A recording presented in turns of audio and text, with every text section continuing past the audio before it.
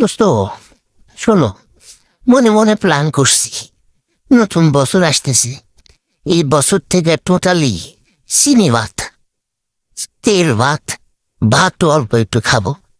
আর ডাক্তারের প্রেসক্রিপশন নিয়ে চলবো, এর বাইরে না। আরে বাহ! তাহলে তো দোস্ত তুমি এবার পুরা হসপিটাল এডিশনে আসো দেখছি। মানে হাসপাতাল সংস্করণ। ফাজলামি করো না। এই বয়সে কিন্তু সুস্থ না থাকলে বিপদ, বুঝছ?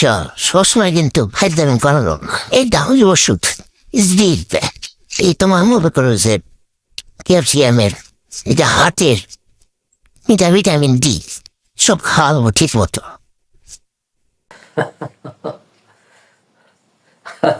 আরে এটা আবার কি? এটা কি মন ভালো করার ওষুধ নাকি? মন ভালো রাখার ওষুধ আবার কি? মনকে এ বয়সে ভালো হবো? দোস্ত, মাইন্ড করো না।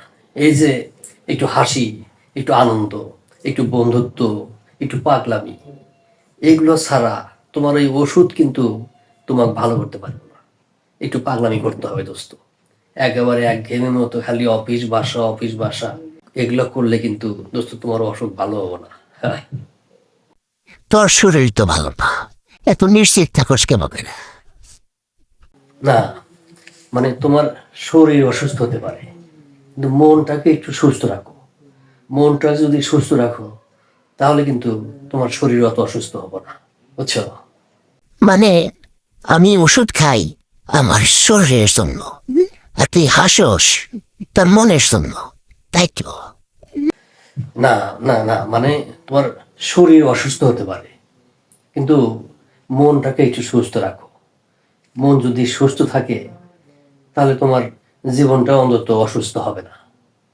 হ্যাঁ, না না না না, একদম একদম একদম। নতুন বছরে তুমি আমাকে ডায়েট করা শিখাবে। হুম, আমি তোমাকে শেখাবো কিভাবে জীবনকে উপভোগ করা লাগে। নতুন বছরে সবার শরীর সুস্থ থাকুক, ভালো থাকুক, তার চেয়ে ভালো থাকুক সবার মন। Happy new year.